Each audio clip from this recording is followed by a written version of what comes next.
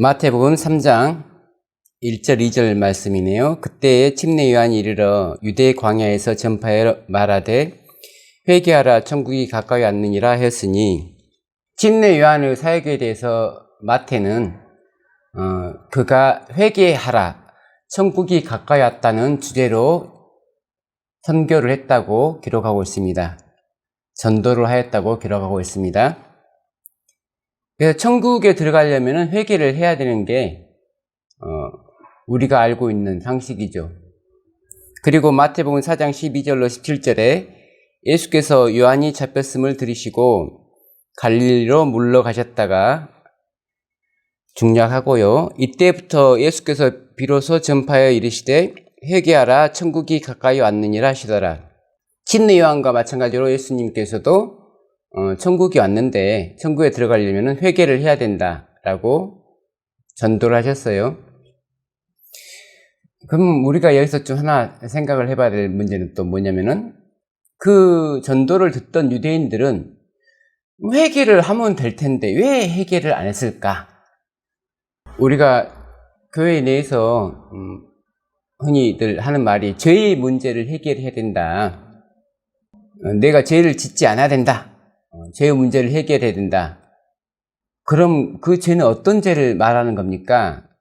침례 요한과 예수님은 똑같은 어조로 말했지만 예수님이 생각하는 회개와 침례 요한이 생각하는 회개가 차원이 좀 달랐을 거라는 생각이 드네요.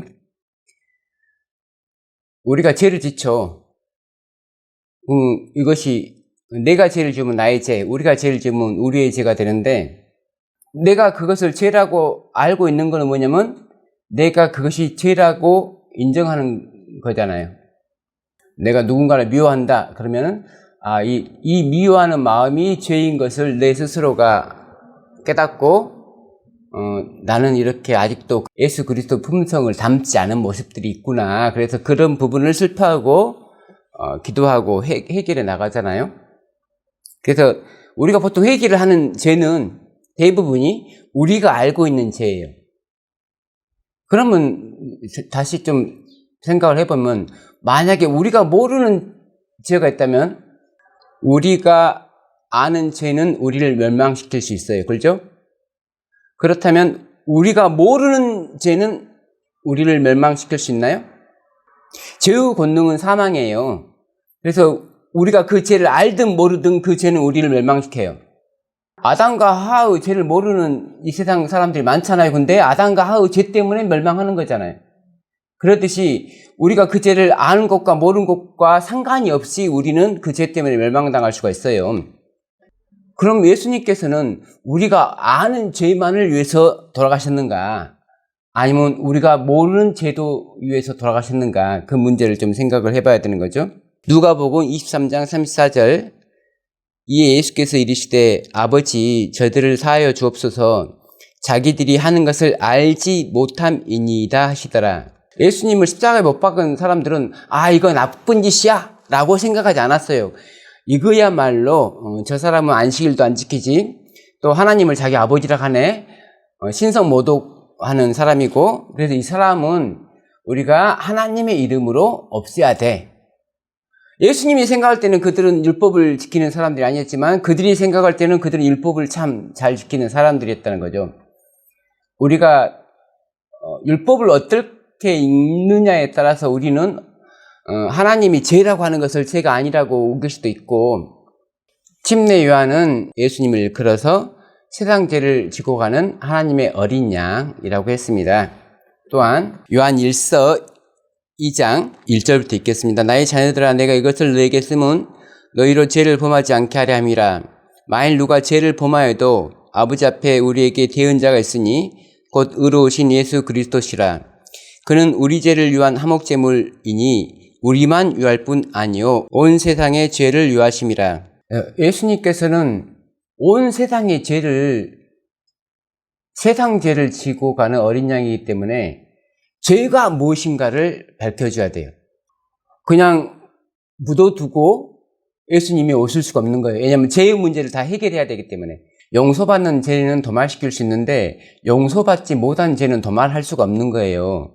그럼 용서를 받으려면은 죄가 뭔지를 알아야 되는 거잖아요. 근데 분명히 성경에 죄라고 기록된 거에 대해서 우리가 죄가 아니라고 하면은 그거는 용서를 할 수가 없는 거죠. 창세기 2장 16절로 17절 여호와 하나님이 그 사람에게 명하여 이르시되 동산 각종 나무의 열매는 네가 임의로 먹되 선악을 알게 하는 나무의 열매는 먹지 말라. 네가 먹는 날에는 반드시 죽으리라 하시니라. 아담과 하와에게 유일한 계명이 주어졌는데 선과 악을 알게 하는 나무의 실과를 먹지 말라. 이걸 먹으면 죄를 짓는 거잖아요. 뭐 다른 여러 가지 것을 규제하는 게 아니까 딱 하나만 지키면 되는 거였어요. 그들의 영생에 대한 유일한 조건은 선악과를 따먹지 않는 것. 창세기 3장 1절 6절 그런데 뱀은 여호와 하나님이 지으신 들짐승 중에 가장 간교하니라. 뱀이 여자에게 물어 이르되 하나님이 참으로 너희에게 동산 모든 나무의 열매를 먹지 말라 하시더냐?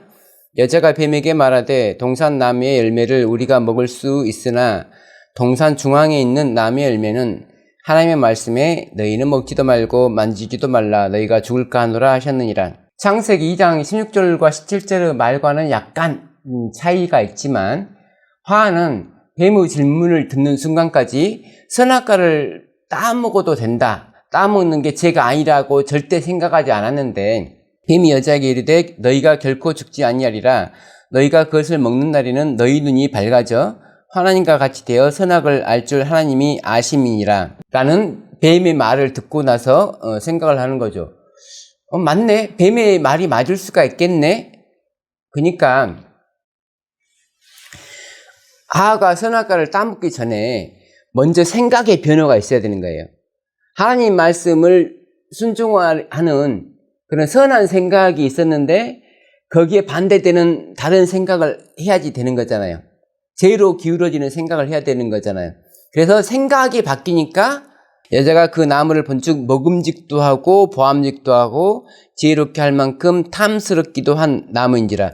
처음에는 쳐다보지도 않고 만져서도 안 되는 그런 과일. 그러니까 하의 관념에는 죄야. 쳐다보는 것도 죄고 만지는 것도 죄고 먹는 것도 죄고. 근데 생각이 바뀌니까 만져도 될 것 같고 보기에도 너무 예쁘고 먹기에도 너무 탐스럽게 보이는 거예요. 생각이 바뀌니까 죄가 아름답게 보이는 거예요. 더 이상 선악과는 하에게 있어서 죄가 아닌 거예요. 내가 진짜 이 죄를 안 지어야지 하고 지은 게 아니고 마음은 온유로도 육신이 약해서 그 죄를 지은 게 아니고 그게 죄가 아니라는 생각에까지 간 거예요. 그래서 따본 거죠. 자기만 따본 게 아니라 남들한테도 주는 거예요. 이거 죄가 아니야. 안식일을 안 지키는 사람들이 안식일만 안 지키는 게 아니고 안식일을 지키는 사람들을 저주하죠. 유대인이 안식일을 지킨다고. 그러니까 죄는 뭐가 있냐면 내가 죄를 짓는 것의 정당성을 인정받고 싶어 하는 거예요. 자기만 먹으면 될 거 아니에요. 남편한테 해주냐고. 죄가 아니니까. 죄가 아니라는 건 뭐냐면 내 의가 드러나야 돼요. 죄의 반대말은 의잖아요. 따먹는 건 죄인데 따먹어도 죄가 아니니까 나는 의로운 거예요. 내 의는 누군가에게 전하고 싶은 거예요. 우리가 예수 그리스도의 의를 전하는 게 아니고 나의 의를 전하는 거예요. 자, 여기서 하는 짐승의 표를 임하했다 받은 사람이에요. 생각으로 죄와 내 생각이 죄와 하나가 되는 거예요. 안식일 안 지켜도 돼. 그 말이에요. 죄가 아니야. 구약 성경에 나와 있고 유대인들이 지키던 안식일은 우리는 안 지켜도 돼. 안식일 지킨 사람들이 이상한 사람이야. 우리는 안 지키는 게 우리의 의야. 그 말이에요. 그래서 임하했다 짐승의 표를 받는 것이에요. 반대로 일곱째 날은 하나님의 주신 날이고 구별하신 날이고 우리는 안식일을 계명 중에 한 계명으로 지켜야 된다. 그럼에도 불구하고 내가 안식일을 포기하고 산다. 그건 이제 오른손에 표를 받는 거죠. 그래서 하하는 임하했다 표를 받았고 아담은 오른손에 표를 받은 거예요. 그래서 이제 이런 죄의 문제를 해결하러 왔기 때문에 마태복음 5장 17절 20절 내가 율법이나 선지자를 폐하러 온 줄로 생각하지 말라. 폐하러 온 것이 아니요 완전하게 하려 함이라. 진실로 너희에게 이르노니 천지가 없어지기 전에는 율법의 1.1획도 결코 없어지지 아니하고 다 이루리라. 그래서 잠자고 있는 율법이 없어야 돼요. 우리를 죄인이라고 지적해 줄 수 있는 모든 율법이 다 살아있어야 돼요. 모든 율법이 회복돼야 되고 모든 진리가 다 회복돼야 돼요. 그것이 예수님께서 죄의 문제를 해결하는 방법이에요. 만약에 죄의 문제가 다 해결되지 않은 상태에서 우리가 하늘 갔을 때 하늘에서는 또 다른 반역이 시작돼요. 하나님의 모든 말씀에 순종하지 않는, 그러니까 99개의 말씀에는 순종하면서 하나의 말에 거절한 사람들을 하늘에다 데려다 놓으면 그 순종하지 않았던 말씀 때문에 또 하늘에서는 반역이 일어나요. 그래서 우리는 하나님의 모든 율법을 지키는 것을 증명을 해야 돼요. 교회는 모든 진리를 회복했다는 것을 증명을 해야 되는 거예요. 그러므로 누구든지 이 계명 중에 지극히 작은 것 하나라도 버리고 또 그같이 사람을 가르치는 자는 천국에서 지극히 작다 일컬음을 받을 것이요. 천국은 회개해야지 들어가는 곳인데 내가 어떤 계명에 대해서는 이것은 죄가 아닙니다 해버리면 회개라고 하는 것이 완성이 되지 못하는 거고 예수 그리스도의 피가 구속사업을 끝내지 못하는 것이고 그래서 하늘에 들어갈 수 없는 거예요. 누구든지 이를 행하며 가르치는 자는 천국에서 크다 일컬음을 받으리라. 내가 너희에게 이르노니 너희 의의가 서기관과 바리새인보다 더 낫지 못하면 결코 천국에 들어가지 못하리라. 의의는 율법이 정하는 거예요.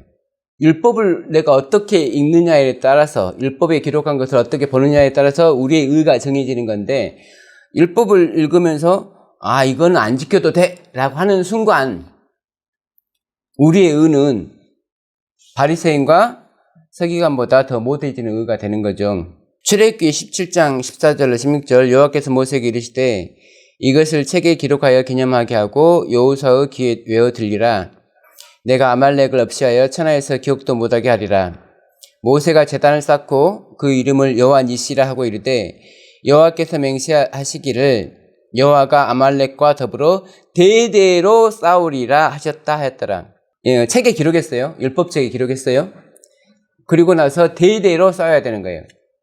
진리와 오류의 싸움은 어느 한 세대의 싸움이 아니고 세대를 이어가면서 계속 그게 교회의 임무죠.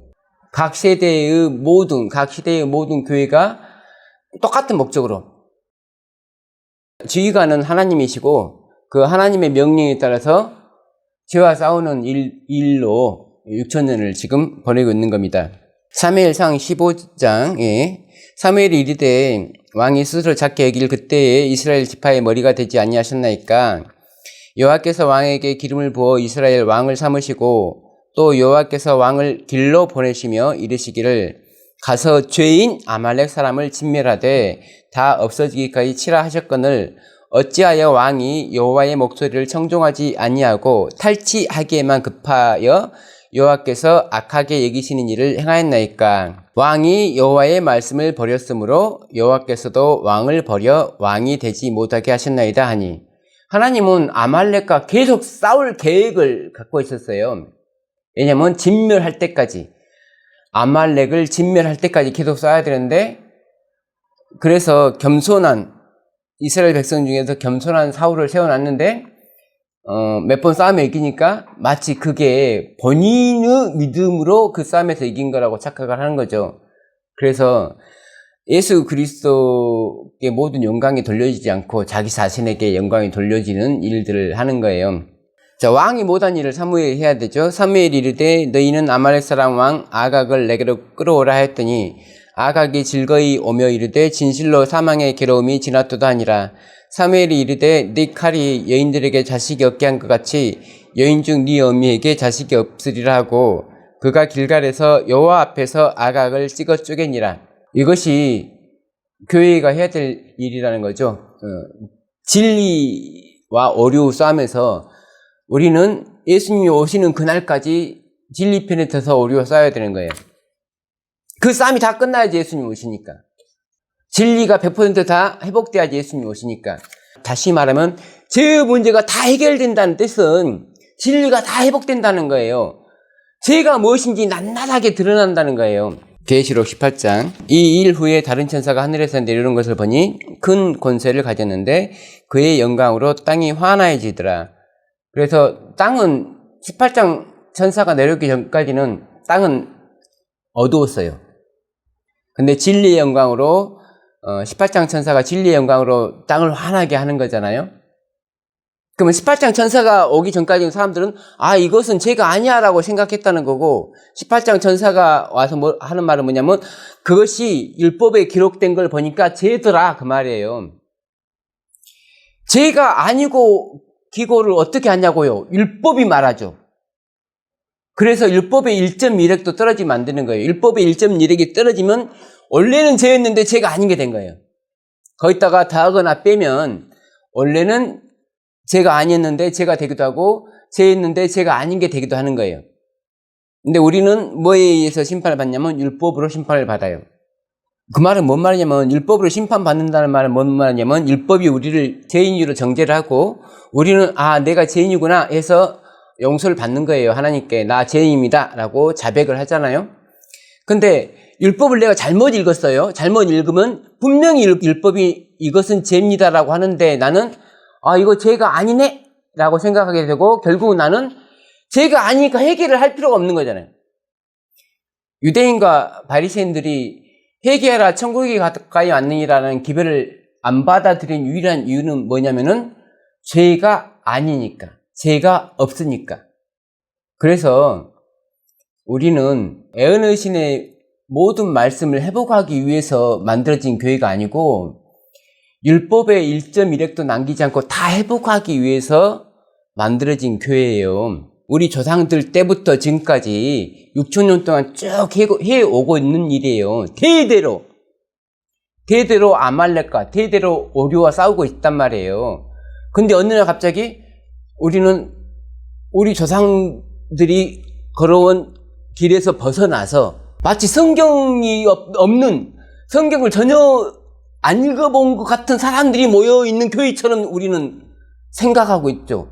내 말은 성경을 보고 우리 교회를 보면 우리 교회는 너무너무 타락했는데 성경을 제쳐놓고 보면 정말 훌륭한 교회라는 뜻이에요.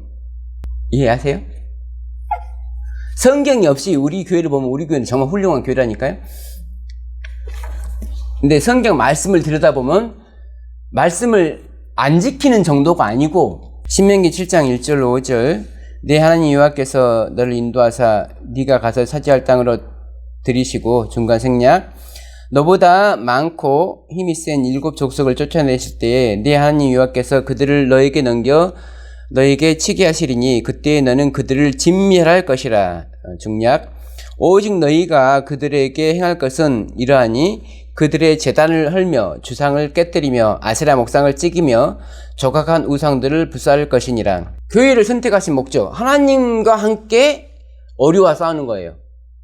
죄와 싸우는 것. 하나님이 대장이시고 하나님의 명령에 의해서 이스라엘 백성들은 싸우기만 하면 되는 거예요. 승리는 하나님께 있는 거고 전쟁은 여호와께 속한 것이니까. 11절 그런즉 너는 오늘 내가 내게 명하는 명령과 규례와 법도를 지켜 행할지니라. 역대하 33장 1절로 9절입니다. 므낫세가 왕위에 오를 때에 나이가 12세라. 예루살렘에서 55년 동안 다스리며 여호와 보시기에 악을 행하여 여호와께서 이스라엘 자손 앞에서 쫓아내신 이방 사람들의 가증한 일을 본받아. 중략 유다와 예루살렘 주민이 므낫세의 깨움을 받고 악을 행한 것이 여호와께서 이스라엘 자손 앞에서 멸하신 모든 나라보다 더욱 심하였더라. 성경은 유다 나라의 멸망이 므낫세의 죄 때문이라고 하는데, 므낫세의 죄 때문에, 그러니까 조상들의 죄 때문에 자손들이 처벌을 받아야 되죠. 그렇잖아요. 므낫세 때 사람들이 지은 죄 때문에 왜 그 후손들이 벌을 받아야 되냐고요. 그 요시야 왕 때 회개했잖아요. 다시 성소 정결하고. 근데 왜 더 이상 기회를 주지 않고 멸망당하냐고요. 에덴 동산에서 아담과 하가 쫓겨났잖아요. 왜 쫓겨날 수밖에 없냐면 한번 죄가 들어온 사람들한테 기회를 또 줘봤자 필요가 없는 거예요. 죄의 힘이 그래요. 죄의 권세가. 이미 사망이 그들에게 왕노릇 하고 있는 거예요. 므낫세가 55년 동안 우상숭배로 유다 나라를 쫙 갈았단 말이에요. 거기서 뭐 자기도 회개한 기간이 있고 하니까 한 좀 몇 년 빼주더라도 우리가 50년이나 치면은 우리가 뭐 태어나서 뭐 자란 거의 대부분의 삶이 50년이잖아요. 그래가지고 다시 하나님께로 돌아온다는 건 불가능해요. 오랫동안 오류 속에 있던 사람들이 진리가 왔을 때 진리를 받아들일 수 있는 확률은 극히 드물어요. 왜냐하면 오랫동안 오류 속에 있으면 그 오류가 진리가 되어버리기 때문에. 그런데 거기서 나올 수 있는 사람은 뭐냐면 말씀. 내가 그동안 우리 조상들이 믿어왔던 대로 믿는 그런 믿음이 아니라 성경을 보니까, 율법을 보니까 우리가 그동안 믿어왔던 대로 기록되지 않고 하나님은 다르게 기록해 놓았구나. 그런 사람만이 벗어날 수 있는 거예요. 그런 사람만이 진리의 편이 될 수 있는 거예요. 그런 사람만이 죄의 권세에서 벗어날 수가 있는 거예요. 에레미야 3장 25절 우리는 수치 중에 눕겠고 우리의 치욕이 우리를 덮을 것이니 이는 우리와 우리 조상들이 청년의 때로부터 오늘까지 우리 하나님 여호와께 범죄하여 우리의 하나님 여호와의 목소리에 순종하지 아니하였음이니라. 그래서 결국은 우리와 우리 조상들의 죄 때문에 우리가 망하는 거죠. 에레미야 4장 14절 예루살렘아 내 마음에 악을 씻어버리라 그리하면 구원을 얻으리라. 내 악한 생각이 내 속에 얼마나 오래 머물겠느냐. 죄를 짓는 것은 내가 생각에 동의를 하는 거예요. 이게 뭐가 죄야 라고 생각하는 순간 나는 죄의 권세에 항복을 하는 것인데 처음에는 우리가 이건 죄야 라고 짓는 죄도 있죠. 근데 결국은 그걸 반복하다 보면은 내 생각이 거기에 동의를 하게끔 돼요. 에레미야 6장 19절 땅이여 들으라 내가 이 백성에게 재앙을 내리리니 이것이 그들의 생각의 결과라. 그들이 내 말을 듣지 아니하며 내 율법을 거절하였음이니라. 그래서 똑같은 일들이 지금도 일어나는 거예요. 우리는 생각으로, 우리가 죄인이 되는 것은 생각으로 죄에 동의를 하기 때문이에요. 죄는 뭐냐? 하나님의 말씀을 어기는 것이죠. 하나님의 말씀에 기록된 것에 대해서 그것은 나와 별로 상관이 없는 말이다 라고 생각하는 순간 죄로 우리의 성향이 기울어질 수 있도록 문을 여는 거죠. 열왕기상 19장 13절로 18절 엘리야가 듣고 겉옷으로 얼굴을 가리고 나가 굴 어귀에 서매 소리가 그에게 임하여 이르시되 엘리야야 네가 어찌하여 여기 있느냐. 그가 대답하되 내가 만군의 하나님 여호와께 열심히 유별하오니 이는 이스라엘 자손이 주의 언약을 버리고 주의 제단을 헐며 칼로 주의 선지자들을 죽였음이오며 오직 나만 남았거늘 그들이 내 생명을 찾아 빼앗으려 하나이다.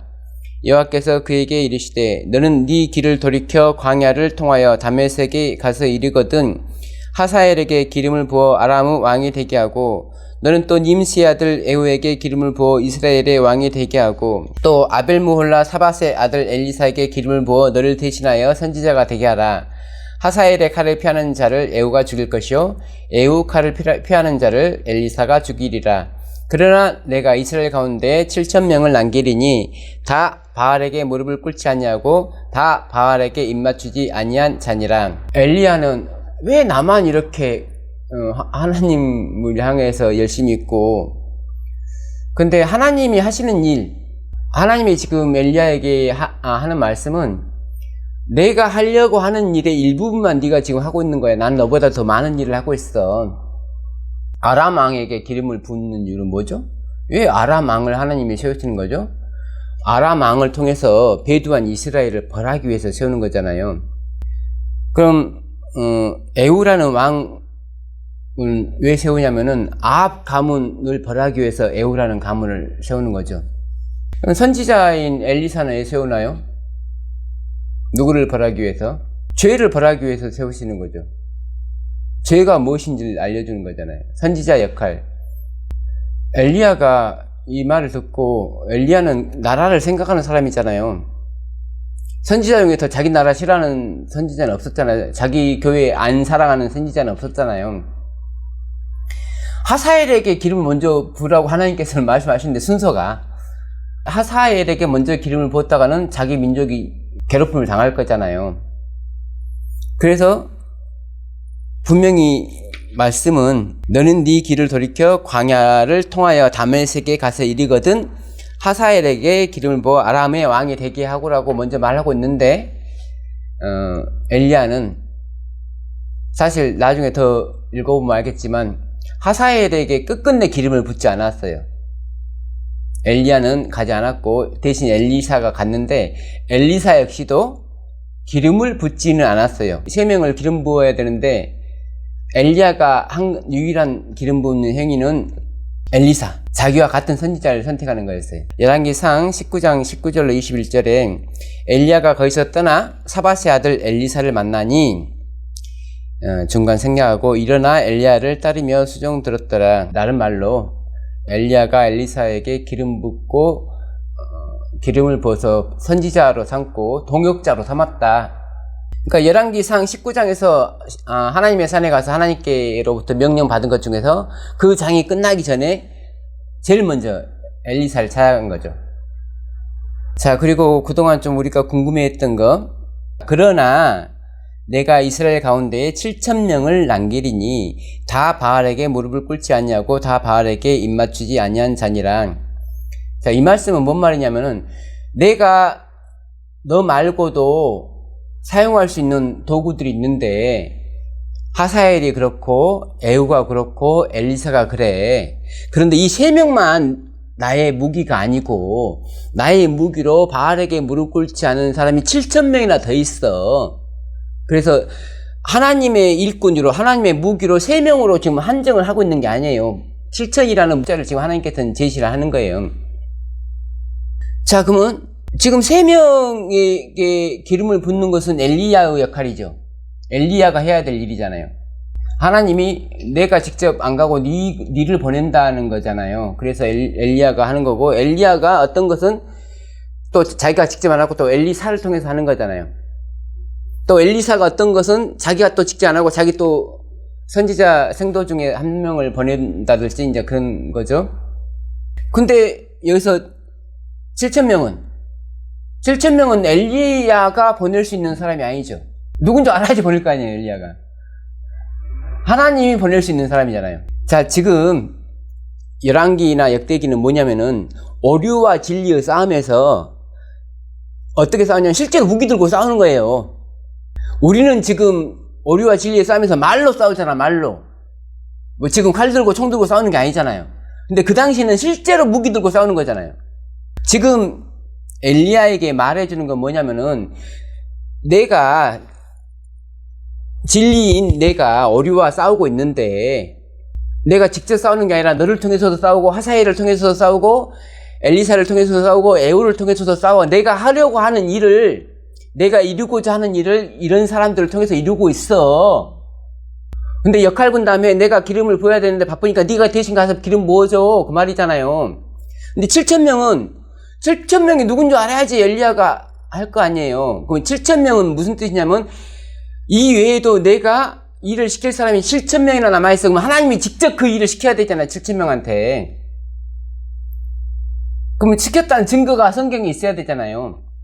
열왕기서를 기록하는 사람이 아무 생각 없이 기록하는 게 아니고 쓰면은 그 다음에 분명히 해석을 해놓는단 말이에요. 열왕기상 바로 그 다음 장입니다. 열왕기상 20장 12절로 15절. 그때에 베나닷이 왕들과 장막에서 마시다가 이 말을 듣고 그의 신하들에게 이르되 너희는 진영을 치라 하매 곧 성읍을 향하여 진영을 치니라. 지금 아람 군대가 쳐들어왔어요. 한 선지자가 이스라엘의 아합 왕에게 나아가서 이르되 여호와의 말씀이 네가 이 큰 무리를 보느냐? 내가 오늘 그들을 네 손에 넘기리니 너는 내가 여호와인 줄을 알리라 하셨나이다. 아합이 이르되 누구를 통하여 그렇게 하시리까? 하나님께서 싸우는데 직접 나와서 싸우는 게 아니라 누구를 통해서 하신 거예요, 항상. 그 기별자를 통해서 기별을 전하는 거지 하나님이 어느 날 갑자기 나타나서 말하는 게 아니잖아요. 선지자가 됐든 사도가 됐든 기별자가 있어야 되는 거잖아요. 대답하되 여호와의 말씀이 각 지방 고관의 청년들로 하리라 하셨나이다. 아합이 이르되 누가 싸움을 시작하리까? 대답하되 왕이이다. 아합이 이에 각 지방 고관의 청년들을 계수하니 232명이요 그 외의 모든 백성 곧 이스라엘의 모든 자손을 계수하니 7,000명이더라. 지금 7,000명 나왔잖아요. 아람 군대와 싸우는 7,000명을 하나님께서 보내주신 거잖아요. 보내주시면서 내가 오늘 그들을 내 손에 넘기리니 너는 내가 여호와인 줄 알리라. 하나님을 증명해 줄 사람으로 7,000명을 여기 남겨둔 거잖아요. 그래서 아람 군대를 이 7,000명으로 이긴 거잖아요. 자, 그 다음에 열왕기하 9장 1절로 10절에 선지자 엘리사가 선지자의 제자 중 하나를 불러 이르되 그 청년 곧 그 선지자의 청년이 길랏 나못으로 가니라. 에후가 일어나 집으로 들어가니 청년이 그의 머리에 기름을 부으며 그에게 이르되 이스라엘 하나님 여호와의 말씀이 내가 너에게 기름을 부어 여호와의 백성 곧 이스라엘의 왕으로 삼노니 너는 너의 주 아합의 집을 치라. 그래서 에후는 아합을 치기 위해서 준비된 거예요. 근데 하나님께서 아합에게 기회를 많이 주셨어요. 열왕기상 20장 22절 43절 말씀에 그 선지자가 이스라엘 왕에게 나와 이르되 아까 7,000명을 가지고 아람 군대를 격파하게 했던 그 선지자 왕은 가서 힘을 기르고 왕께서 행할 일을 알고 준비하소서. 해가 바뀌면 아람 왕이 왕을 치러 오리이다 하니라. 중략 그때 하나님의 사람이 이스라엘 왕에게 나와 말하여 이르되 여호와의 말씀에 아람 사람이 말하기를 여호와는 산의 신이요 골짜기의 신은 아니라 하는도다. 그러므로 내가 이 큰 군대를 다 네 손에 넘기리니 너희는 내가 여호와인 줄을 알리라 하셨다 하니라. 자, 이 말씀을 읽어보면 전쟁은 하나님께 속한 거예요. 하나님과 사단과의 싸움이에요. 우리는 도구예요. 우리가 잘 싸워서 이기는 싸움이 절대 아니에요. 근데 여기서 이스라엘이 또 이기는 거죠. 베나닷을.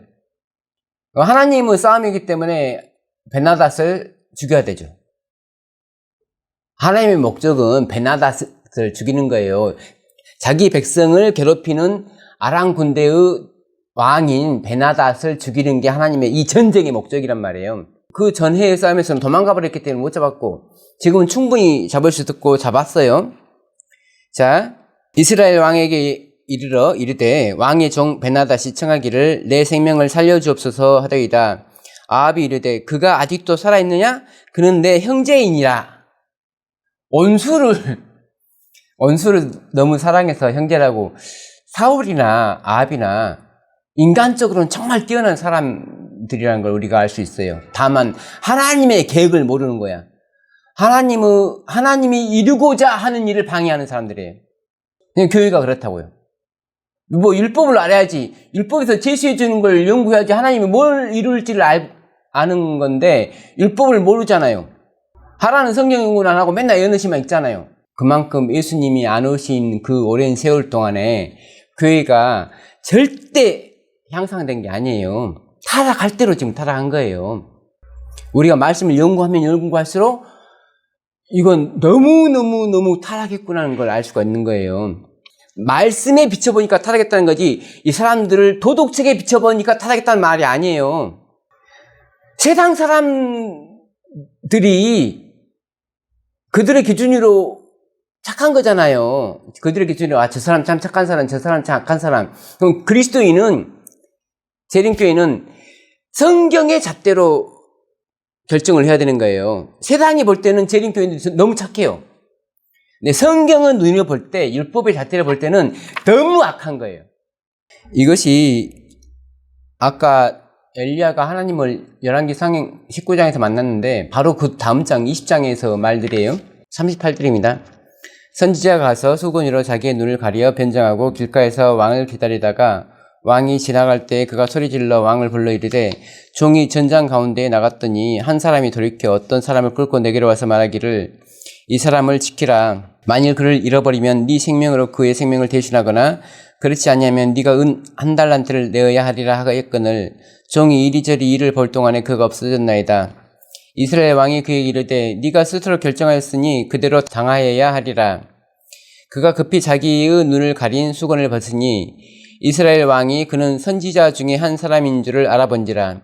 그가 왕께 아뢰되 여호와의 말씀이 내가 멸하기로 작정한 사람을 네 손으로 놓았은즉 네 목숨은 그의 목숨을 대신하고 네 백성은 그의 백성을 대신하리라 하셨나이다. 원래 하나님은 베나닷을 죽이려고 목적을 하셨는데, 그래서 그것을 이루기 위해서 아합을 선택했는데 아합 때문에 베나닷이 살았잖아요.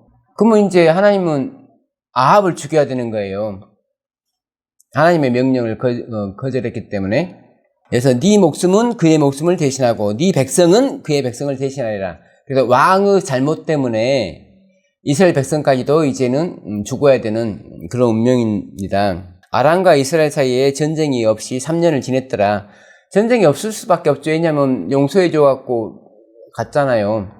원래 베나닷이 왕께 아뢰되 내 아버지께서 당신 아버지에게서 빼앗은 모든 성읍을 내가 돌려보내리이다 라고 했는데 아마 이 약속이 다 지켜지지 않은 것 같아요. 그래서 셋째 해에 유다의 여호사밧 왕이 이스라엘의 왕에게 내려가매 이스라엘의 왕이 그의 신하들에게 이르되 길르앗 라못은 본래 우리의 것인 줄을 너희가 알지 못하느냐?